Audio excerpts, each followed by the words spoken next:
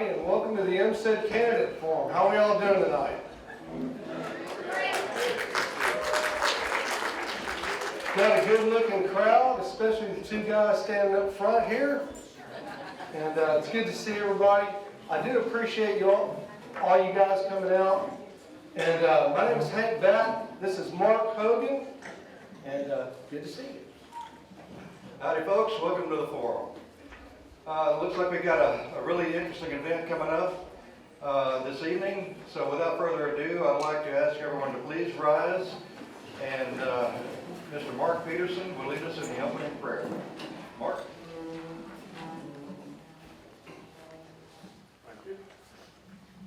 All right, let's pray. Father God, we just thank you for this day. We thank you for this opportunity to come together as candidates and citizens to meet, talk things out. We just thank you that we live in Texas and that we live in America. Thank you for your blessings. Bless this meeting and bless these people on the way home. In Jesus' name I pray. Amen. Amen. Thank you, Mark. Appreciate that.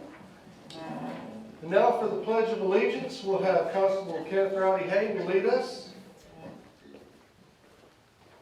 Thank you. If you please remove your cover, and let's pledge. Say the pledge. I pledge allegiance to the flag of the United States of America and to the republic for which it stands, one nation, under God, indivisible, with liberty and justice for all. Now the Texas flag. Honor the Texas flag. I pledge allegiance to thee, Texas, one state, under God, one and indivisible. Thank you. Thank you, brother. All right, everybody, please be seated.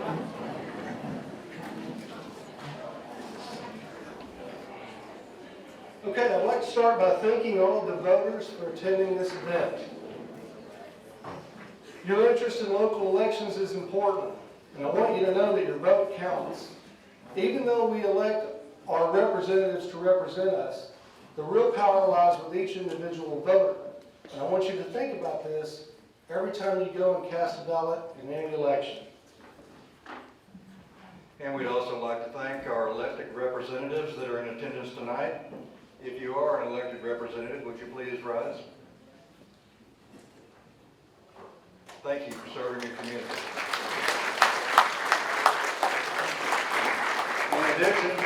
In addition, we'd like to thank our first responders.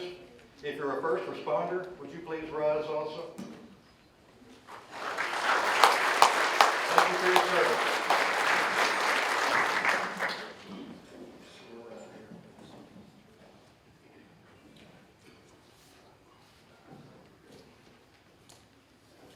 Okay, we've got a keynote speaker this evening, and I know he's around here somewhere. It's going to be our new commissioner-elect, Matt Gray. Let's give a warm welcome from Matt. Matt, come on up as well.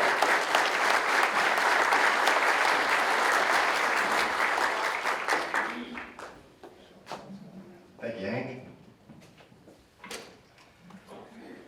So 12 years ago, I've been waiting all day to say that. So if you've been to any of my speeches, you know I like to start off with something fun and tie it in. So actually, on this date in 1775, 7 years ago, started the armed conflict between the 13 colonies and the Kingdom of Great Britain. So most of you are aware, or should be aware, how that ended in the independence of this country. And so that's what we're here celebrating today, in my opinion. We're all here to select an individual and elect, to see who we want to elect in an upcoming election, because we have that freedom and we're here in a free country.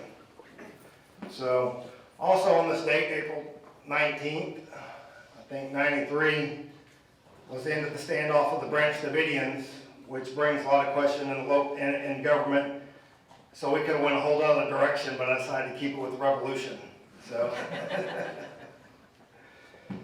but when Hank asked me to do this, he wanted to touch on local elections, getting involved in local elections, and the importance of local elections. I just ran a pretty tough campaign. I was fortunate enough to have a good result, hard work, and keeping a finger on the pulse of what's going on around here And I wish all you candidates that are running the best of luck in doing the same thing. Figure out what the community needs, try to answer that call, and do your best. So it's more important now than ever that you be involved in your local politics, because you can't control what's going on in Washington. You can't control what those folks are doing at those high levels, but what you can control and what you can voice your opinion on and be heard is what's happening right here in your community with your children. I said this during my campaign and through my election. We've taken advantage of and for granted, not advantage, but taken for granted for years. We've lived in a very conservative community.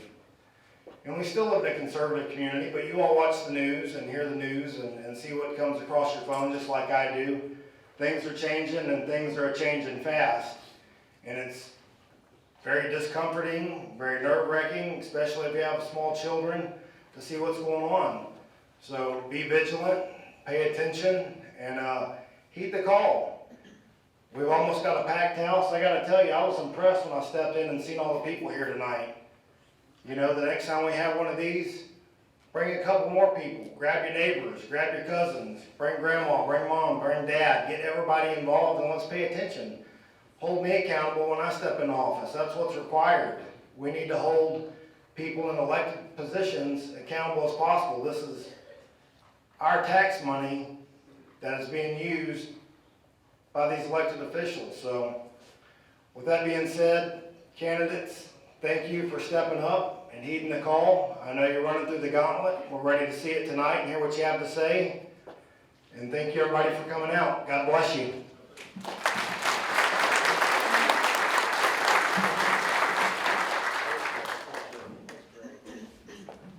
Thank you. Well, before we get into the main event, I'd like to go over a few protocols for the procedures we're going to follow.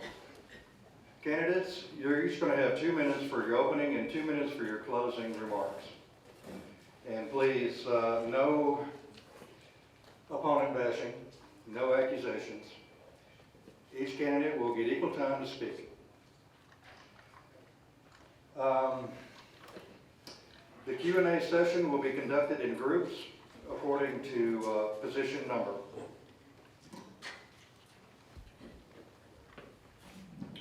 Alright guys, so we've got a question pool. So I went out on the internet about a month ago, maybe a little longer than that. Went on Facebook and I said, okay community, here's what I need. I need questions that you would ask the Msed candidates if you were standing in front of. Got an overwhelming response. I got a lot of texts, I got a lot of messages. So I got together a committee consisting of Rowdy Hayden, Howard Reinwald, Jason Dunn, and myself. We took all those questions, there were about 40, maybe a little more, went through them, all the questions that were offensive or not relevant or repetitive. We tossed those out and we came up with a really good question pool. So this is the kind of information that the community wants to know.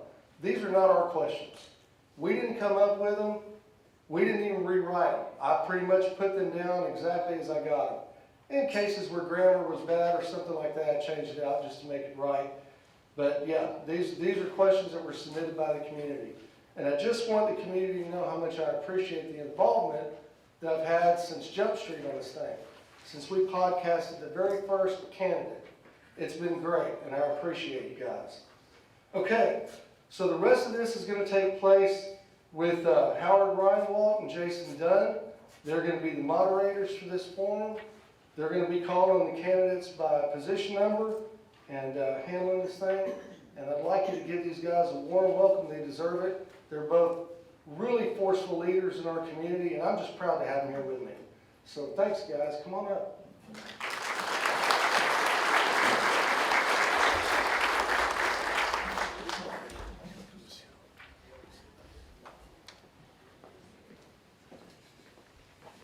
All right, well, first off, thanks for having me.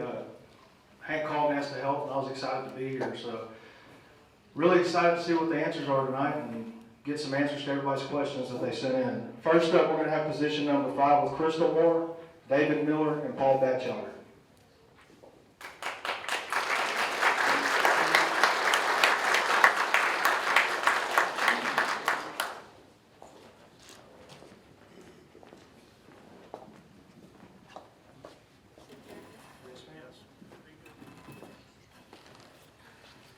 on, David.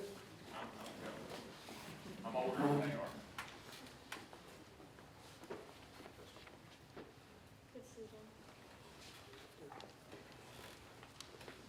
All right, we're going to start out with 2 minutes for an opening statement. We'll start at the right of the table here and just move down. Hello there, I'm Crystal Moore. I'm a lifelong resident. Can you see me back there? Let me step over here. There you go.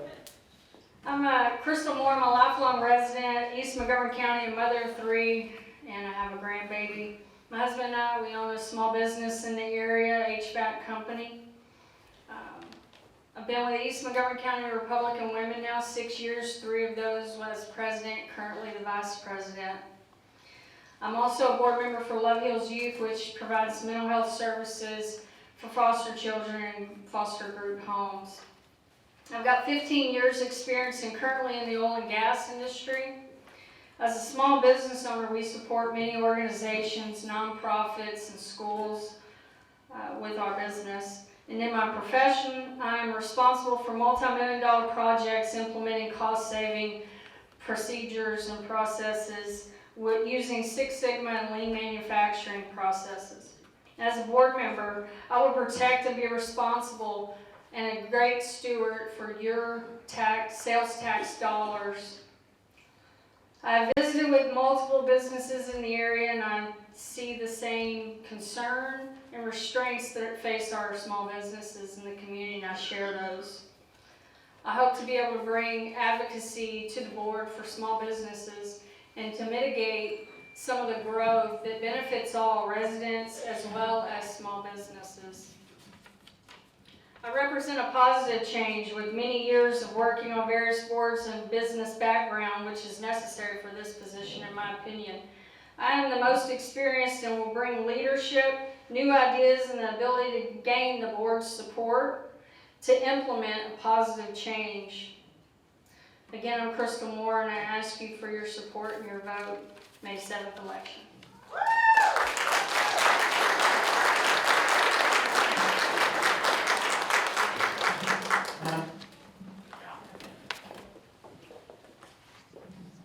Good evening, everyone. I'm Paul Batchelder, also running for position 5. Just a little bit about me. I'm also a lifelong resident, grew up in Roman Forest. Been blessed to be able to work for the school district for the last 14 years.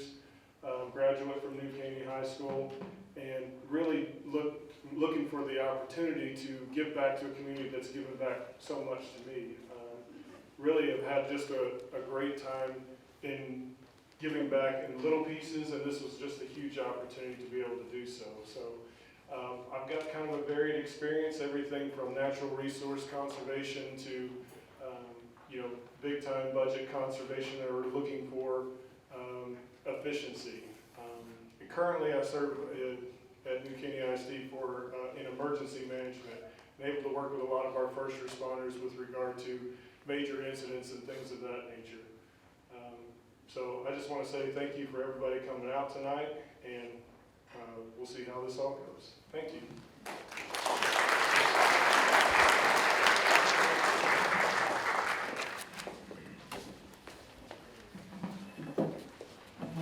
I would like to thank all of you for being here tonight. You taking time out of your day to be here and listen to us. For the very beginning of this statement, I want you all to understand this is not about David Miller. This is not about the candidates. It's about you, the voter. And that's the reason we're here. We need to represent you. I'm going to give you just a little tidbit about me. I moved here as a child. I had my family. We raised, my wife and I both graduated at New Caney.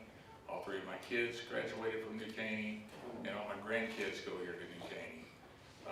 During the years, I worked with the Sheriff's Office. I've been there for 32 years, and I've diligently served you, your community. During that time with the Sheriff's Office, we've done many, many community events. We can continuously community-oriented policing. That's what Sheriff Brandon Henderson promotes. We have a PAC that's professional, accountable, compassionate, and trusted. And we thrive on that fact. The importance of a public servant is your trust. If we lose that trust, we lose everything that we had. It's very, very important that we keep that at all times. There are many challenges faced with this position. I've talked to many current board of directors today. They know there's irresponsible spending and it has to stop. Each of you are just like me and everybody else. They go here and they spend a penny and a half of their dollar. And it needs to go back to this community. It needs to go for economic development. It needs to go for our youth. It needs to go for their scholarships. It needs to go for the beautification and for your quality of life. That's extremely important to me, and it's extremely important to you. We need to continue with that. I found there's been several architectural projects over the past years where thousands of your taxpayer dollars have been spent. And we need to do a check on that because those were wasted projects. All right. Thank you.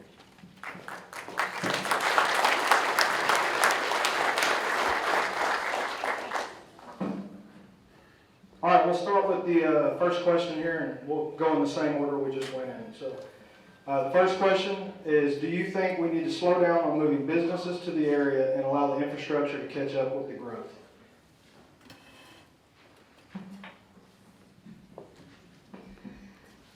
I don't think you're going to slow the growth down, but we can mitigate it. I think the best way to mitigate that is we need to improve the relationships with the school boards, the MUD districts, and the commissioner as an improvement district.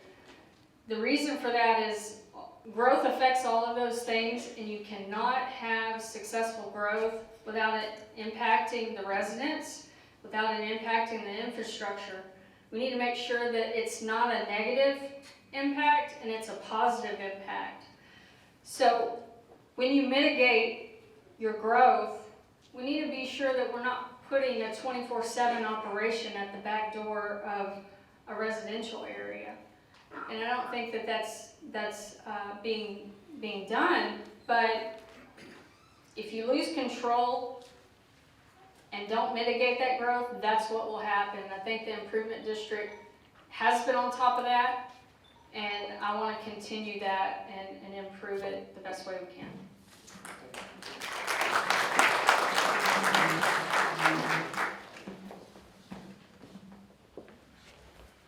So I think having the quality infrastructure in place to support growth is a huge piece of what we can do as an improvement district. If we make an assessment of where we are as a community and being able to support that growth and invest in that, then you're investing in the operations portion of keeping the growth going and supporting the growth. So I don't want to put the cart before the horse, and I want to make sure that we're doing our part to look at what is the most limiting factor and where do we need to spend our time improving the overall community so we can continue to support growth in the appropriate ways.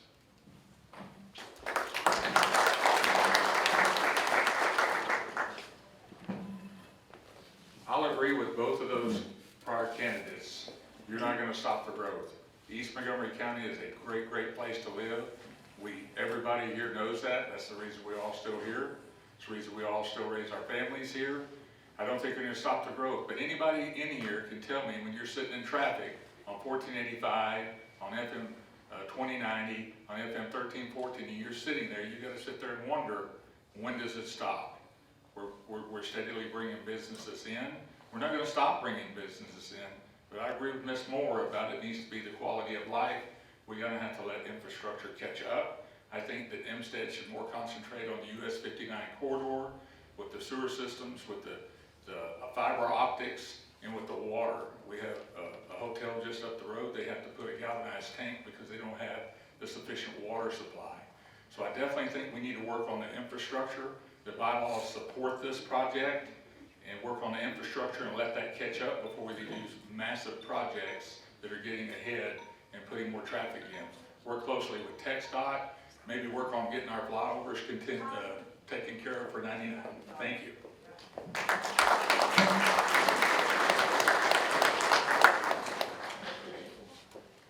All right, so the second question is, would you be willing to institute an independent oversight committee to oversee Msed's financial affairs and operations?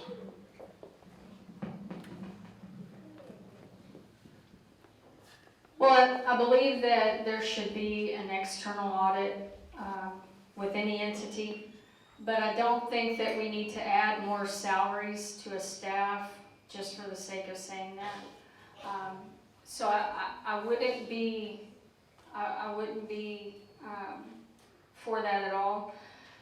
But I do believe we need to have external audits periodically, not when it's planned and prepared for, and that goes for any entity.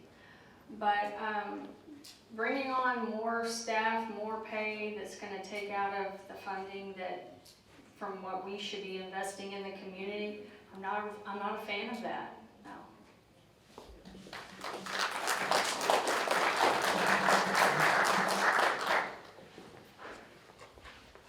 I think with any governmental entity, there needs to be a fair balance of checks and balances where we're looking at everything holistically and kind of making sure we're doing what we are there to do as an improvement district, making those improvements and making sure that if we were to post every single expenditure that we put up, that the community would be supporting in those ideas. So overall, there needs to be a checks and balances, whether it's an external audit or another person.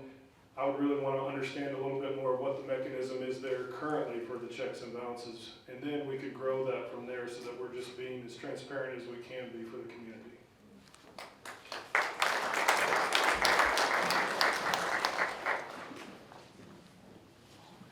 I'm gonna go out on a limb here, I'm gonna say 1,000%, I totally agree with it. I'm gonna go 1,000% and say, if we get new more members in, I'm gonna suggest a forensic audit.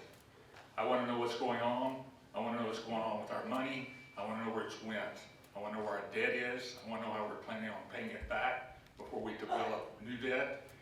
And I want to know where that stands. So I'm 100% for their idea. Thank you.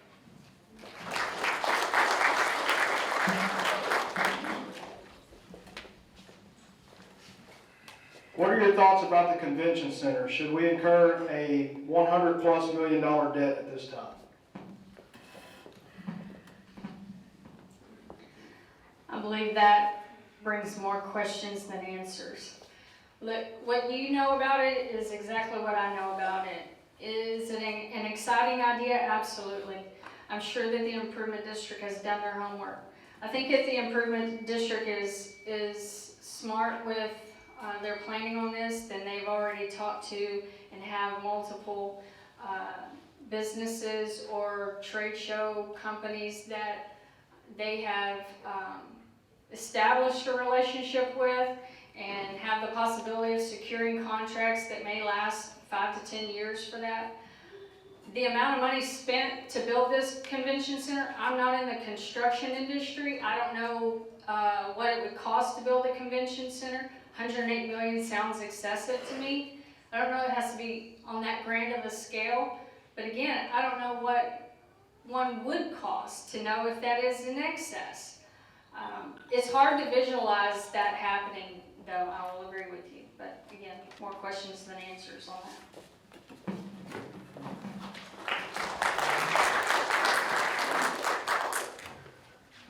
$108 million project's a big project. Is it too big, or is it right on the money for, where we are with construction prices? We'd have to look at that as new board members and kind of really figure out if that's a project that's the right time. I come back to the infrastructure piece. Do we have all the pieces in place to support that level of convention center, that level of growth, that level of participation from all kinds of things? Because I'm from here like you guys, and I want to see us shine. So a project like that, if it's going to continue, are we going to shine with everything that we have in place and that we have everything ready and supported? But as we find out more about it, that would just be where I would start. It's just trying to understand where it is and where it's going, and can we support it to shine as a community?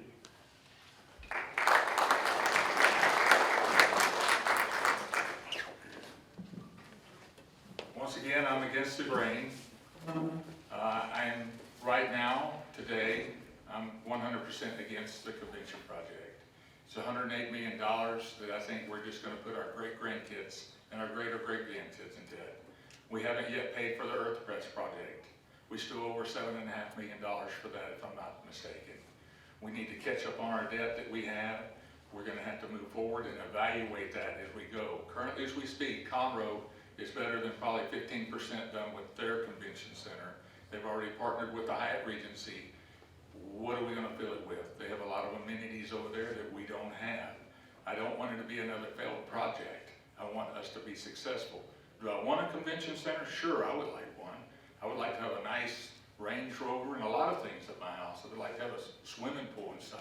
When you can't afford it, you can't afford it. Let's get caught up with our debt and let's go from there. If we want a place for graduations and stuff, there's a place right up the street that has a $6,000 structure. We can build one for much less than $108 million. Thank you.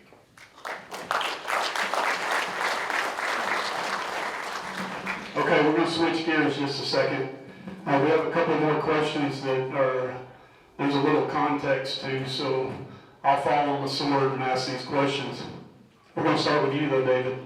Currently, there's $300,000 budgeted for travel between the CEO and board members who travel domestic and internationally, attending trade shows with the intent to lure businesses back to the area. Here's the question. Do you feel elected board members should travel to conduct district business with taxpayer money?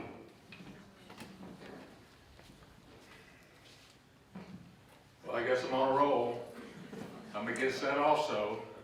It's not that we can't have a board member travel every now and then, but I think $3,000 or $300,000, I think it's more than $300,000 actually, about $340,000, $350,000.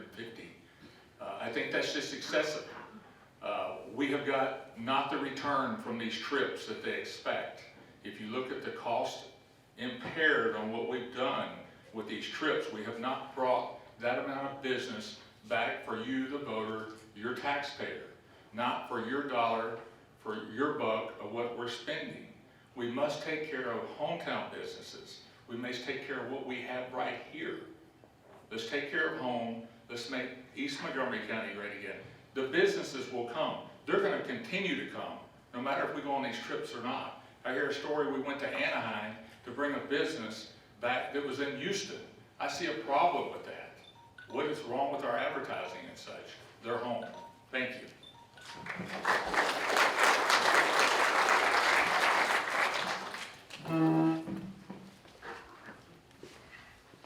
So I think there definitely needs to be a balance there.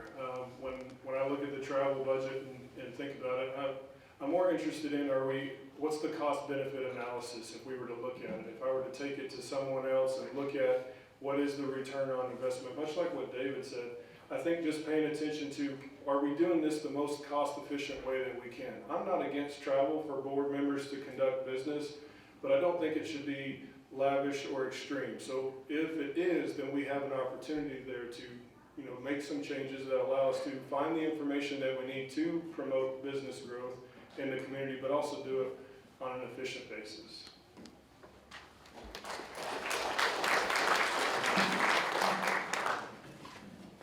You can always improve a budget, and I think there is room for improvement in that area. But I do believe that trade shows are beneficial. I think they need to be strategically targeted, but I do believe you need to have the right personnel representing your entity and your community at those trade shows. If you don't have a business background, aren't familiar with sales, or in that industry that you're trying to cater, you need to have someone else be representing you. I've attended multiple trade shows over the years, some with budgets of $200,000 per trade show. But the return on that's millions of dollars in sales. I do disagree with the fact that the businesses would just come here. Not many people outside of Texas knows where New Caney and Porter, Texas is. So we do have to lure some of those bigger businesses. The industrial park houses several businesses that were brought to our community and provide thousands of jobs just for that reason, attending trade shows. So there is benefit. Government. Do you think it is a conflict of interest for any board member to own interest in a business that has received either a grant or a loan from Msed? Do you think it's a conflict?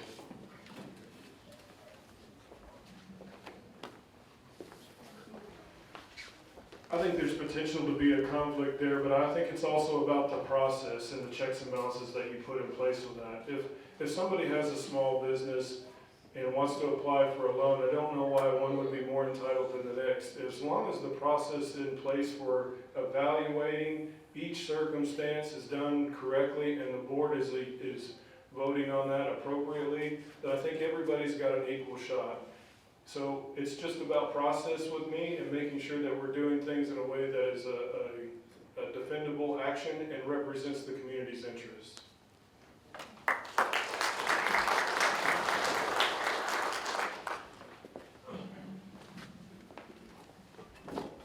As a small business owner, if I was elected to the board, I would never apply for any of those just to avoid the conflict.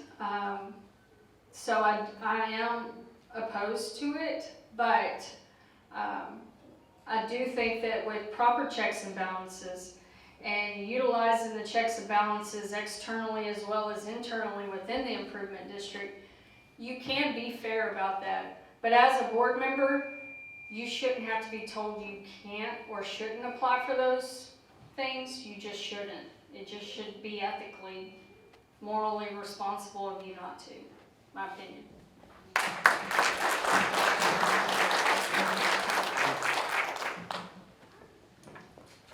Me personally, I think that's a direct ethics violation.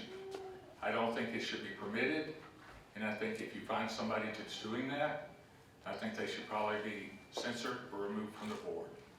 That's my personal opinion. I'm going to stick with that. We have strong ethics and morals at the sheriff's office, and you just don't do that kind of thing.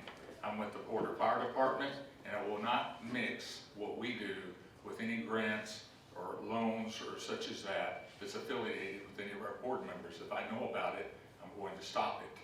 That's a direct ethics violation. I do not agree with it. Do small business loans and grants, are they great? 100% they're great. Entertain them that they're good for the 158-mile square district, and let it go. We'll support it. They want another one, come back and tell us what they're all about, what they did for our district, and make it count for you, the voter. Thank you.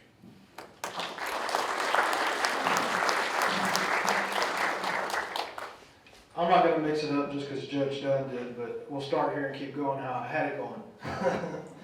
Closing statements.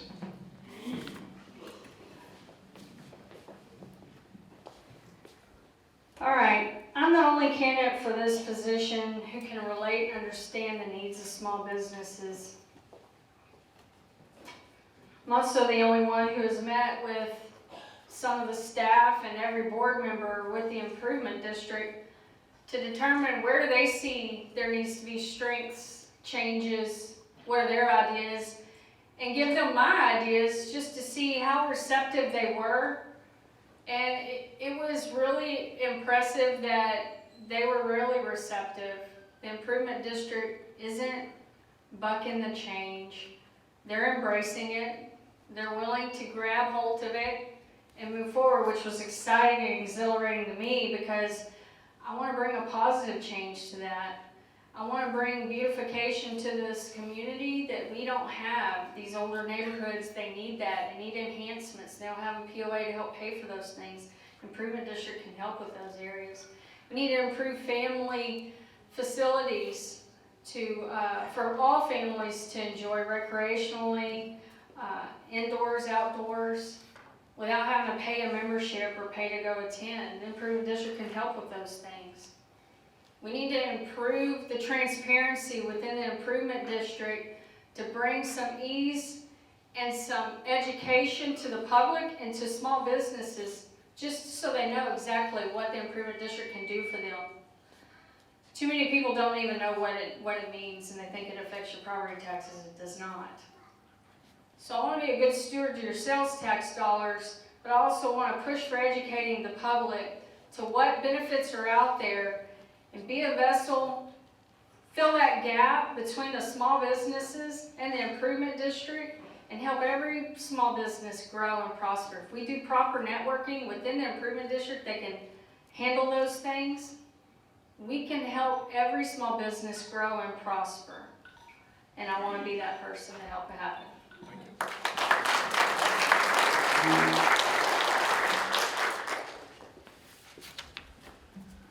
background is education. My first year of teaching, I was Teacher of the Year for the district out of all secondary teachers. When I come into the next position in the district, never even knew what energy management was, but was able to lead a team that reduced the utility budget by 20% for 10 years running. And currently I serve in the emergency management world and able to do some great things with our first responders and community, not just here in this community, but also at the state level, teaching federal level classes. I say all that to say, when I put my mind to it and I apply myself, I usually excel quite well. So if you are interested in the education mind coming in and serving on the board, then I feel like I'm your best candidate for it. Thank you for your time.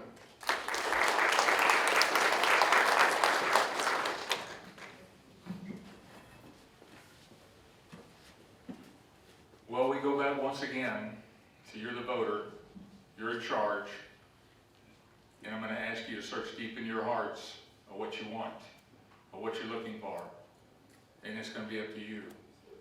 I realized throughout my life, many of the things that I achieved was never done with just me. It was always with the team. It was with my wife by my side, with my family, or with this community.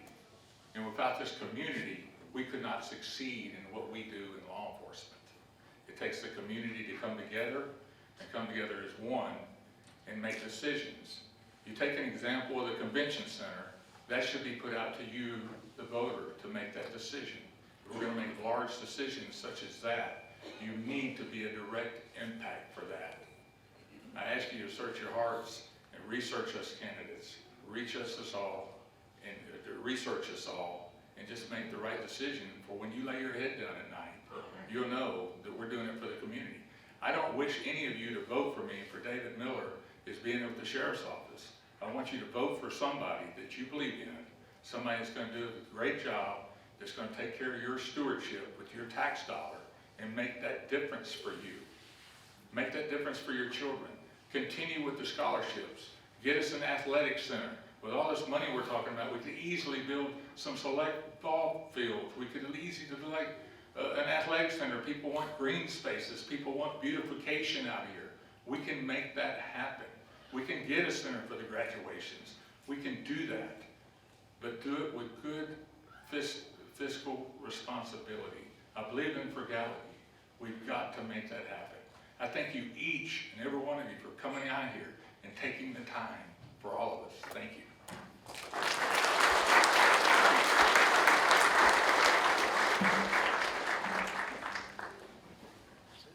That's it. Y'all can calm down and take your seats.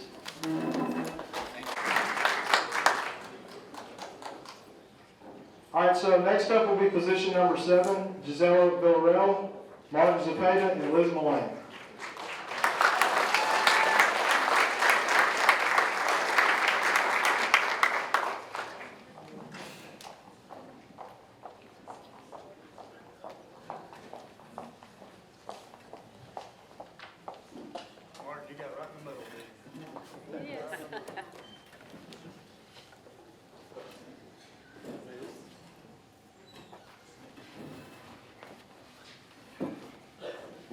All right, we'll give each candidate 2 minutes for an opening statement.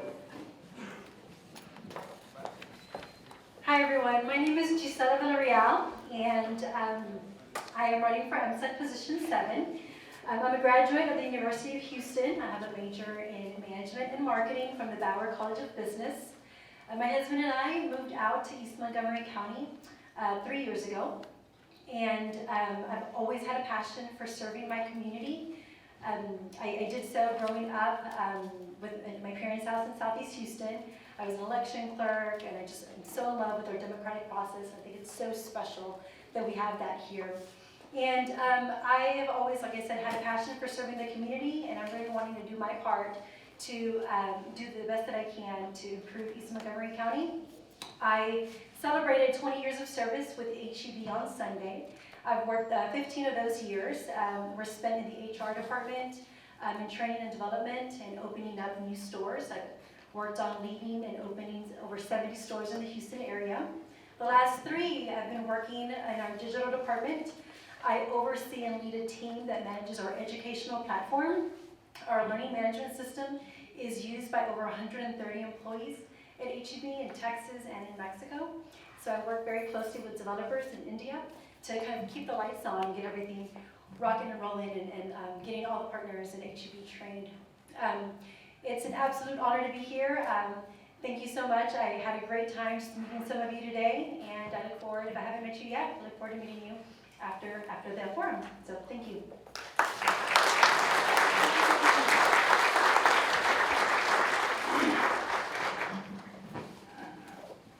All right, my name is Taxpayer. I hope my voice holds up.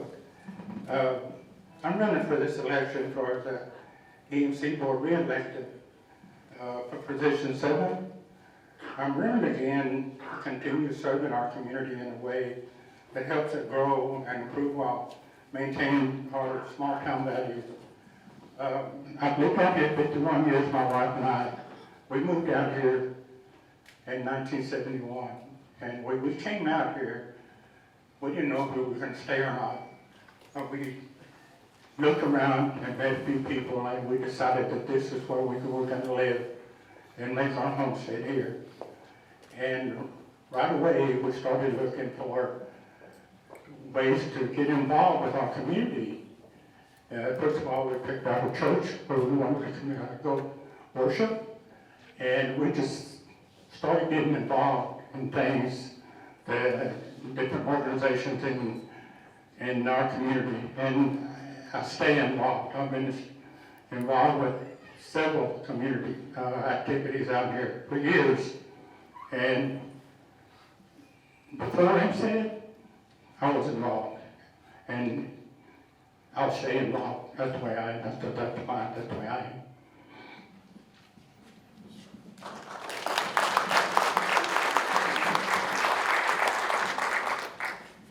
Good evening. Thank everyone for coming out. I know in the evenings you want to go home with your families, but I can tell you that I'm a 12th generation Texan. My family stems back to the Texas Old 300 with the land grants from Stephen F. Austin.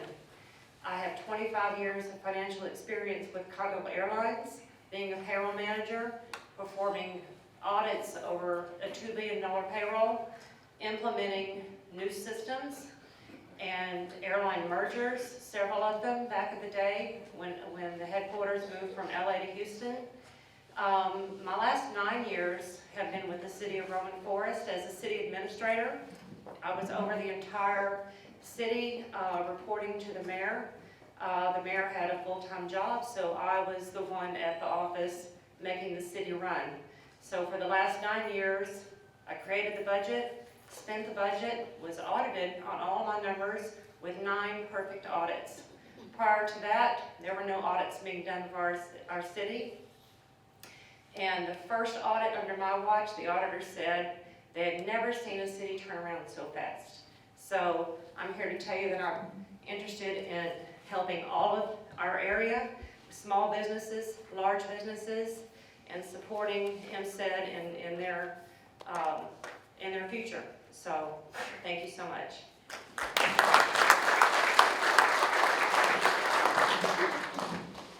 Okay, the first question, we're going to start with Gisela. Please describe exactly what you believe the role and responsibilities of an Msed board member to be. Thank you, Jason. First and foremost, I believe that the duties of the board is to provide a mission and a vision for the organization for Msed.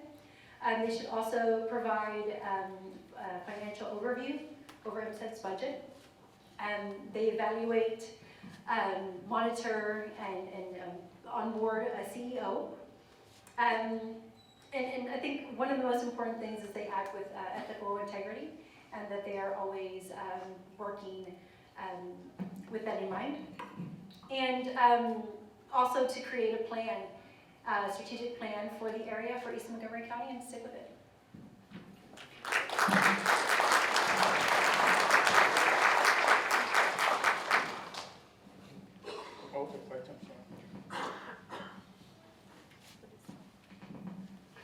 Please describe exactly what you believe the role and responsibilities of a Msed board member to be.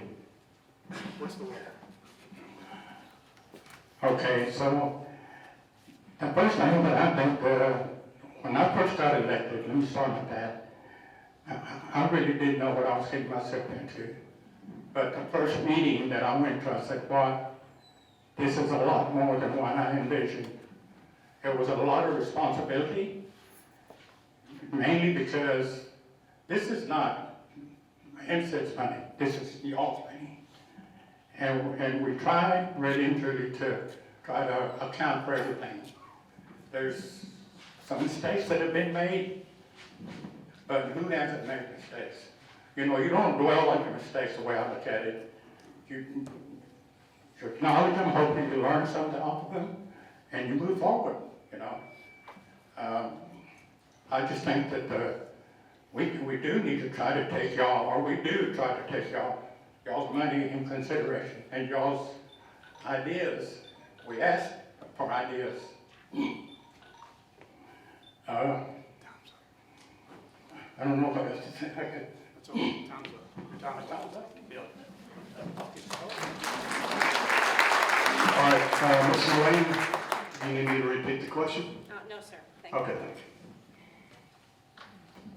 The board has a huge responsibility. I can say, as working for a city administrator, reporting to 5 councilmen and a mayor, oftentimes I would email them, and it is their responsibility to understand all the documents, everything that is going to be discussed at that board meeting. It is their responsibility to ask the president questions. It is their responsibility to assist the president in seeking out businesses and bringing positive change to our area. And it is their responsibility to make sure everyone is communicating with all the organizations in the area. So the board member has a very huge responsibility. As it was said, it is your tax dollars, your sales tax being spent, and I will do my best to make sure it's spent in the very best way. Thank you.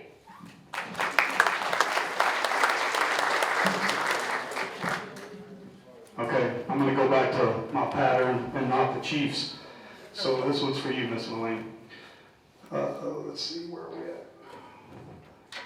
Do you feel it to be more important to directly assist the existing businesses and small businesses that are already in our community versus continue spending money trying to get big companies to move here? I think there needs to be a balance between both of them. I think that the small businesses that are here need assistance in staying competitive, but I also think that bringing larger companies into our area is going to provide good jobs for our youth that are graduating, that are going to college. Maybe they can come back here and work and have a good job instead of having to go downtown Houston. The small businesses that are here, if they need assistance being competitive, if they need assistance refacing the front of their building, that's there for them. I think there needs to be more communication with the small businesses that are here. A lot of people don't know what Msed is capable of helping them with. But yes, I think there needs to be a balance of both. So that our youth and our community has decent jobs to go to work for in this area. Thank you.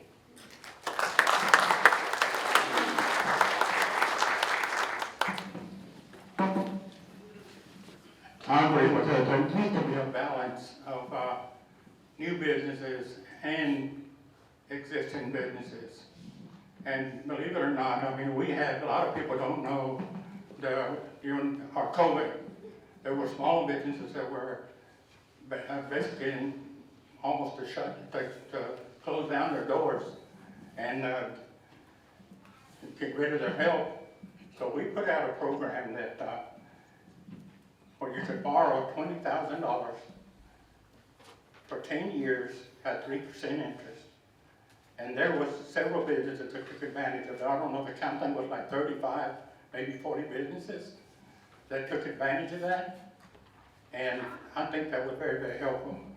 As far as new businesses, we work hard and try to get businesses in here to create jobs for our people, for our graduates. We got 1,100 kids graduating this year just in New Caney High School, and 300 in Splendora. Where are they going to go? If they don't decide to go to college, with the scholarship program that Msed has implemented.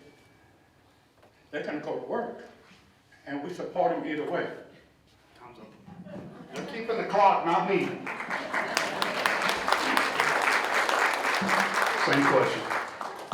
Thank you. I think there needs to be a fine balance, right? We need to continue to remain competitive to get new businesses out to East Montgomery County, but we also need to make sure that we support the cornerstone of our community, right? So our small businesses are the heart and soul of East Montgomery County, and we need to continue to support them in whatever way we can. Thank you.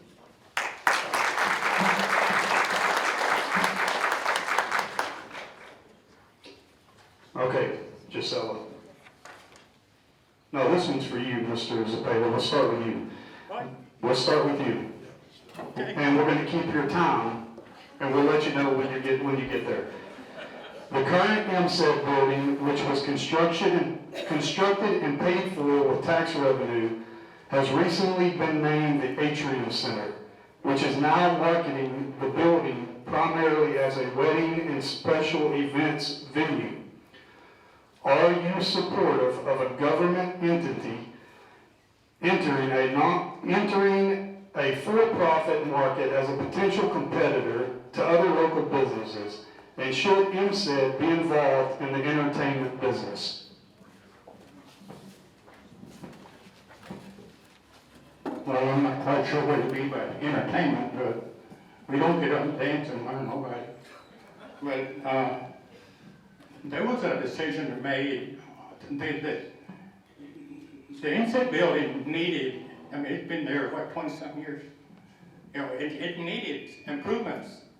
So why not take that money and turn it into where you could make a little money off of it? I don't know what the charges are. I think they're like $8,000 for a wedding. But if you're a resident of our district, you only pays 50% of that. So that's a big break.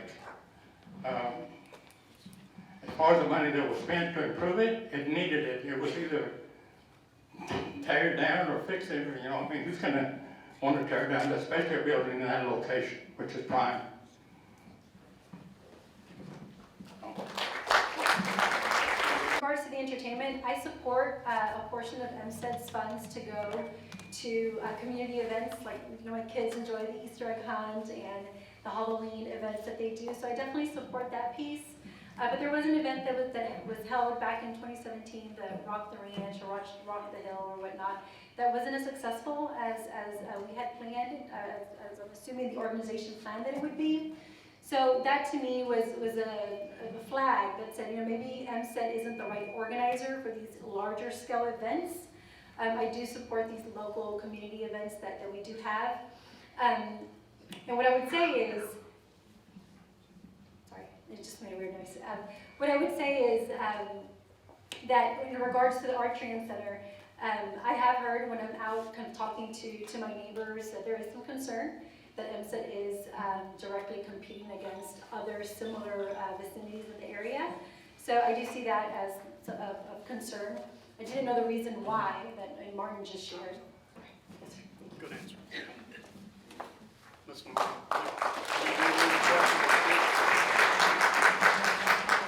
So the Atrium Center is a beautiful building. Who wouldn't want to have a wedding there? I understand that there's other venues like this venue right here, but oftentimes, I know when my husband and I got married, things were booked up, so why not have another center that you can plan a wedding for, or a family reunion, or things like that. The other issue with the entertainment business, I think the Rock the Ranch, that's probably what was specifically asked about, was probably a little bit premature in our area. I think the Valley Ranch area probably needs to be built up. I think there needs to be more hotels, more things, amenities in the area before anyone tries to put on that type of event. I know the Woodlands Improvement District puts on shows at the Woodlands Pavilion. So one day I think we can get there. I don't think we were quite ready yet.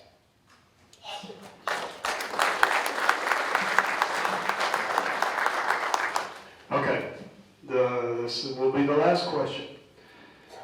Would you be willing to institute/support an independent oversight committee to oversee Msed's financial affairs and operations?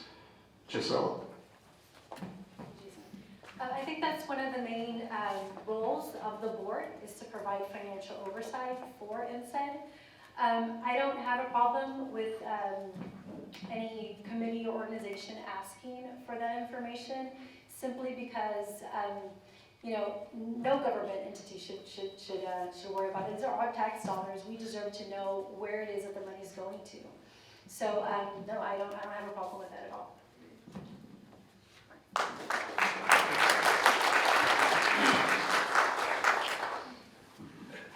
Well, I don't have a problem with that either, but there's a lot of things that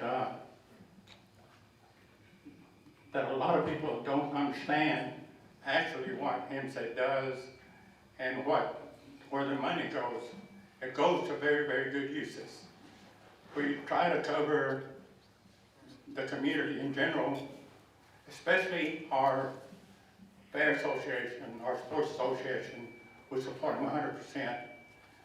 Our veterans are very, very important on my book, because I am a veteran.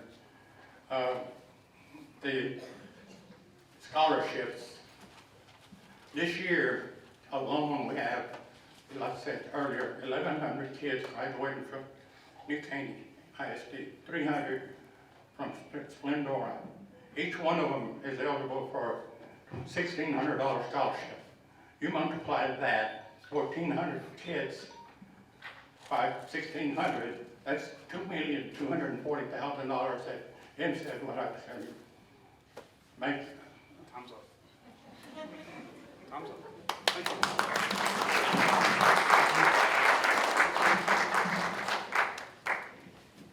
I agree with Gisela. It's the director's responsibility to make sure that there's good oversight, and I'm sure those directors vote on getting an audit every year. I know at the City of Roman Forest, our audit cost us $20,000 a year. A lot of people say that's a waste of money. I don't think so.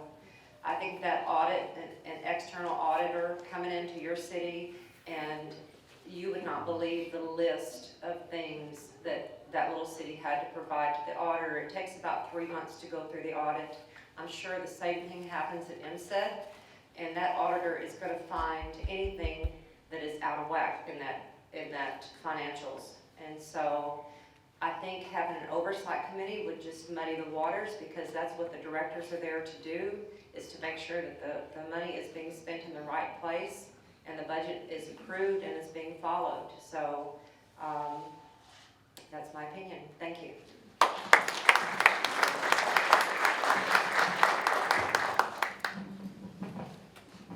Okay, we'll go ahead and do the closing statements. We'll start with Ms. Mullane.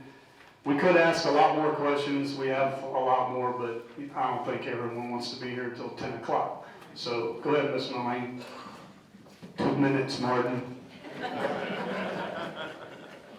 So as I said earlier, I'm a 12th-generation Texas. I've been in East Montgomery County for 50 plus years. I've got 34 years of strong financial background with an airline and with the City of Roman Forest. I've been asked by both of my employers to stay multiple times after turning in my resignation. I stayed with Continental twice. I stayed with the city once, and finally was able to retire. I have the time now to put forth and volunteer. This position is not a paid position. When I left Continental, I started volunteering for the city, didn't expect anything, and it got roped into a full-time job. But, so I can't retire and sit down and do nothing. I'm not that kind of person. I've got to be active. I've got to have something going on.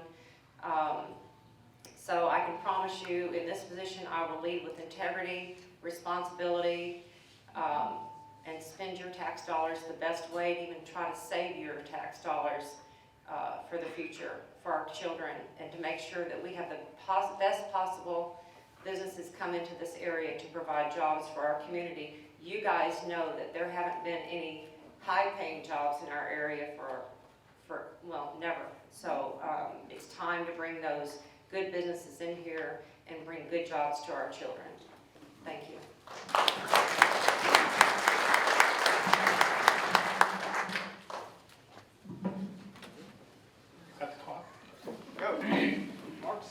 All right, once again, I'm so proud to be a resident of East Montgomery County.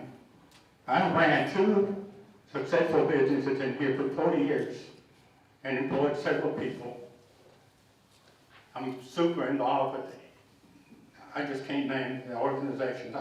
I belong to 18 organizations right now, from the Knights of Columbus to the American Legion, to the VFW, to the Fan Association. East Montgomery County, this is not just a position for me. It's just part of who I am. And I would appreciate y'all both, and I appreciate every one of y'all that showed up tonight.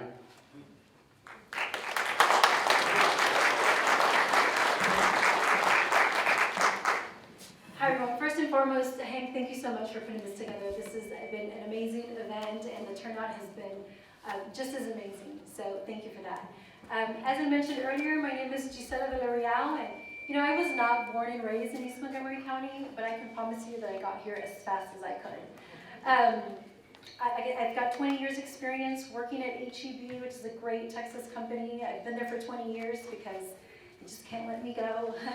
And I will tell you this, I'm writing on 5 pillars and they're listed on my push cards, so make sure that you grab one before you leave. I really want to help grow our future here in East Montgomery County.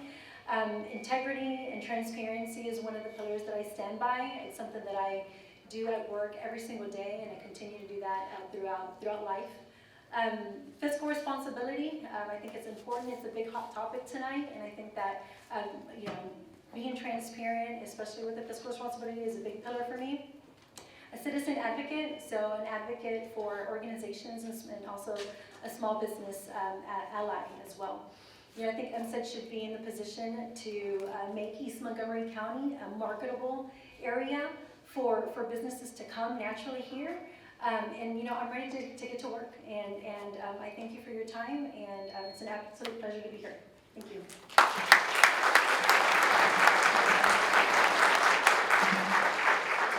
Thank you all, and good luck. Position 8, Willie Kendrick and Leonard Rogers.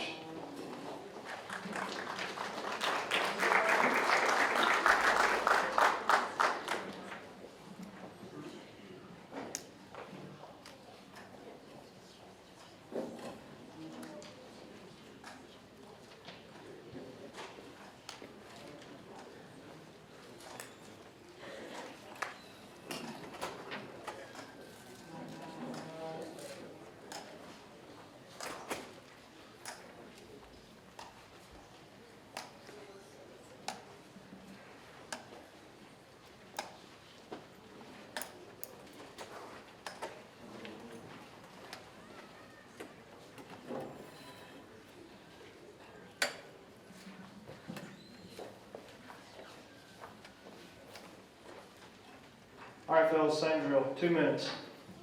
Watch her so I'm not the bad guy, right behind Scott there. Good afternoon, everyone, and I want to thank each and every one of y'all for showing up this afternoon for this forum to find out who the candidates are and what they're for. I came to East Montgomery County in 1978. My wife and I lived here with my daughter, my son, all graduated from Splendora High School. My granddaughter graduated from Splendora High School. I got one granddaughter who was fixing to graduate from Sam. And I got one granddaughter that's going to Kingwood, and they all did that, not all on their own, but with the $1,600, it helped. And the biggest thing that some of the things that I have been involved in East Montgomery County is that several years ago we got involved with the East Montgomery County Fair. We started that. If y'all know anything about East Montgomery County Fair, you know that right now, last year, I think it was almost $500,000 for animals that were sold. And I want to thank Martin Cepeda, he was in on that deal. And so we've lives here and works here, and I've been on the Msed board for 18 years. I have seen the community grow. First got on the board, we had Walmart Shopping Center and about 3 or 4 businesses out in the industrial center. Today, we've probably got, I'm gonna say, close to 30 businesses out there, and we got over 600 acres of that. And the latest and the biggest thing we've got so far is the Lowe's distribution center, which produces a lot of jobs. So thank y'all for being here, and I appreciate it. Thank you.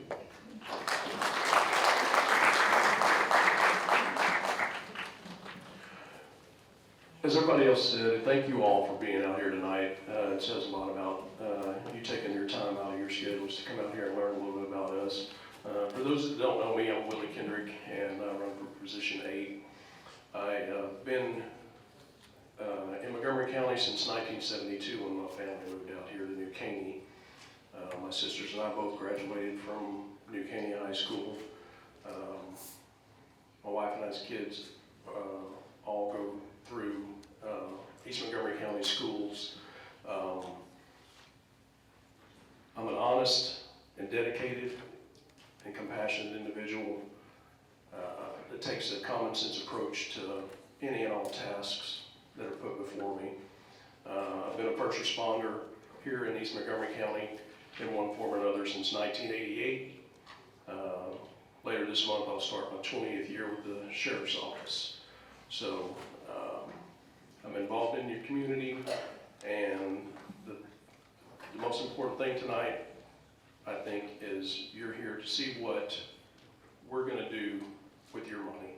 And I think that's the most important thing, is for me, is I want to be a responsible individual and accountable for all of your tax dollars. So thank you all again for being here tonight.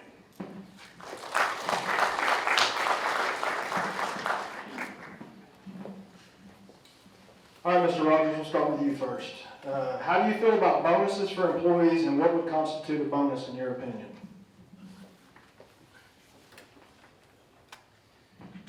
The bonus program has been around for hundreds of years. Everybody that works hard in a lot of businesses gets a bonus. In the bonus program at East Montgomery County, if a person works hard, does his job, and comes up with the responsibility of what is provided for him to do with the board, I don't have a problem with bonuses. And I think bonuses is great. It's a great incentive. It also brings people that you can get to come to work for your organization if you provide bonuses and incentives for them. So I think bonuses is a great deal.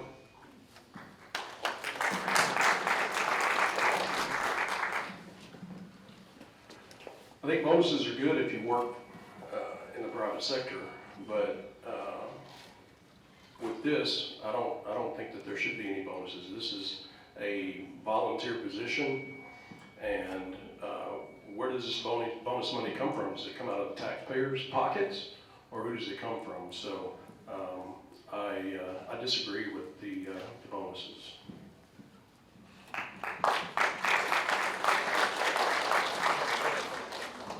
To clarify on the question, it's bonuses for employees, not board members. Do either of you want to elaborate on your answer? Yeah, the board members don't get no bonuses. All we do is get a lot of hard work, and we don't get no pay for it. I know I spend hours and sometimes weeks going to and from board members. Board members do not get no money in shape, form, or fashion.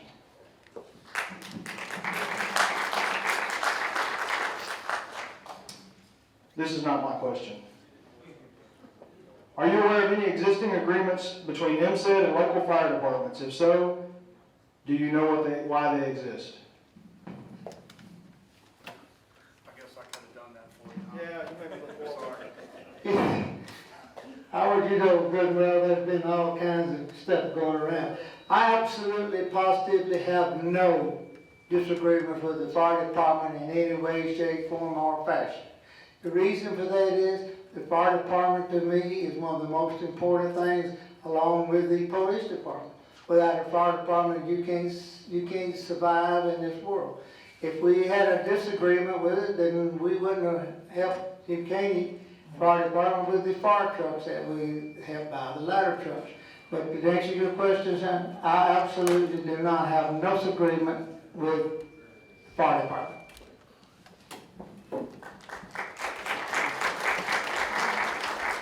My understanding is, yes, the board does, Msed does have agreements with some of the local fire departments and provide funding for them, whether that be for, like Leonard said, fire trucks and things of that nature.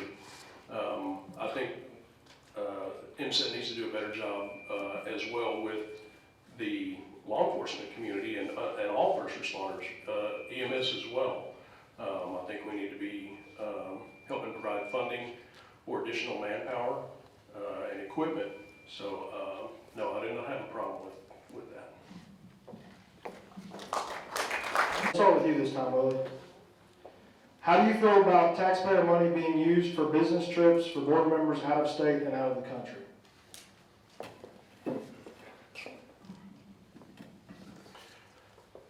I understand there needs to be a certain travel expense related to this position and this board.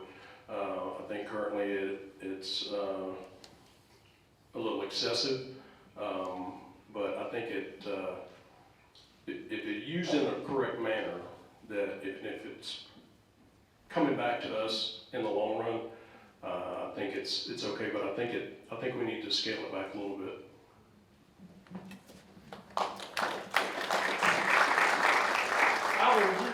Would you repeat that question so I can exactly understand what you said?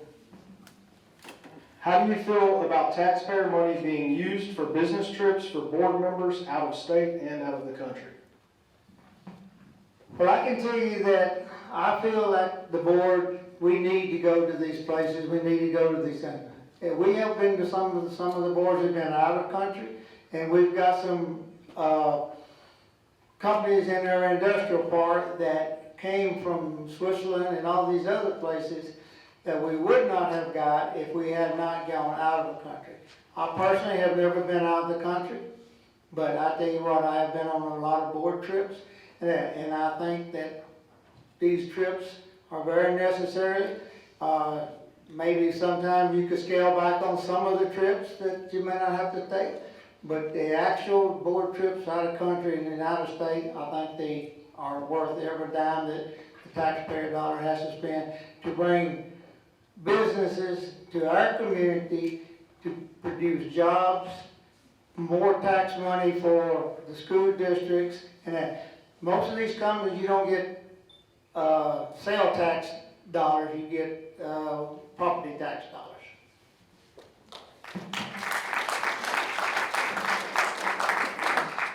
All right, final question, and we're going to start with Willie again.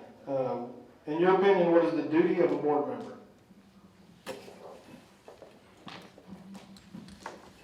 I think ultimately it boils down to being fiscally responsible with your money. There's a lot of money that's generated through the tax system, and I think it's imperative that we do a good job and get input from the community to find out where y'all want that money spent, whether that be in the form of a community survey, to find out what type of businesses y'all want to attract to the community. But I think ultimately that's our biggest responsibility, is being fiscally responsible to the voters.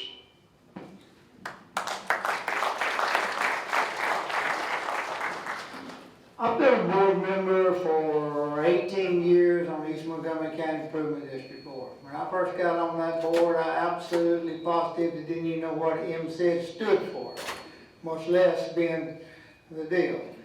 But over the years, I have become, I think a board member should be a good steward of taxpayers' money, first of all. A good board member should be able to concentrate the business of the board. For being a board member, nobody in here you don't have to be qualified to be a board member. You just be a board member, just sign up and vote. But the board members are very important to every board, because that way they can keep all of the taxes, by the budget that they have, and but a board member is, I think, is a very important part of a board. Okay, we'll give you 2 minutes again for the closing statements. We'll start with Mr. Rogers. Again, I want to thank each and every one of y'all for coming out. I want to thank Mr. Hank Bass there for putting this on. He's a pretty good old guy.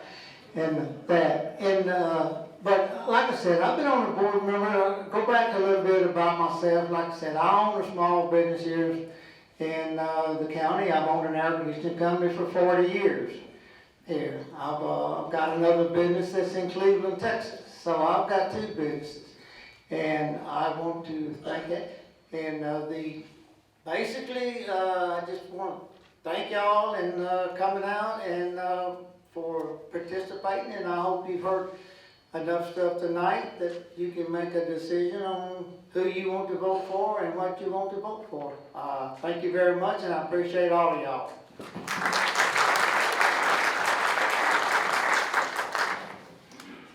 Again, thank all y'all for coming out again tonight. Again, thank you, Hank, for putting this event on, for giving everybody out there a chance to come up here and get to hear us and make an educated guess and make your vote count. This is a new adventure for me, so I understand I got a lot to learn if I'm elected, but I promise you I'm going to put my best foot forward and be a good steward of your money. So we thank you all again for coming out tonight.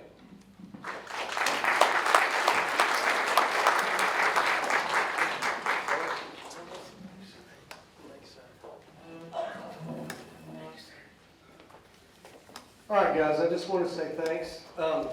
You know, from the looks of this crowd, it says a whole lot about this community.